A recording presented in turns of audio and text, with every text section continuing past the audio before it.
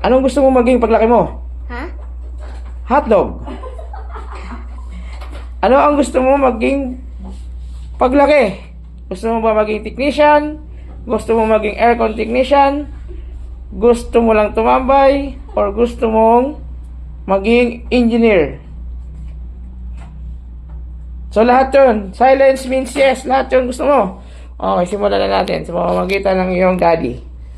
Ayan. Kakabit siya ngayon ng okay mga kasolar, no? Nag-terminate kami ngayon ng aming battery. Nga pala mga kasolar, dito kami sa Proslink office. So, medyo masakit na ulo namin sa mga kuryente. Ito yung aircon namin. Ayan. Crystal inverter carrier, no? So, yan. Ikukunin namin dito yung ATS. Ito hybrid. On and off naman. So, mamaya, bibigyan namin kayo ng insight paano ang settings nito at saka paano siya nangyayari. Okay, dito lang yan sa Proslink Romblon. Pujongan Romblon. So, ngayon marami kaming ginagawa. Ayan, naka-ready na, naka-ayos na. So, thanks nga pala sa nag-ayos na mga rubber. Kung sino man yun.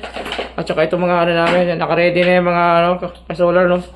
Every time na meron kaming installation, nandyan na lahat yan. Okay. At ito nga pala ang aming future engineer, no? Si Yo. So, lahat yan gusto niya. Gusto niyang matutunan. Ano, Yo? Ayos ba? O, thumbs up naman, Yo. O, like, share, and subscribe.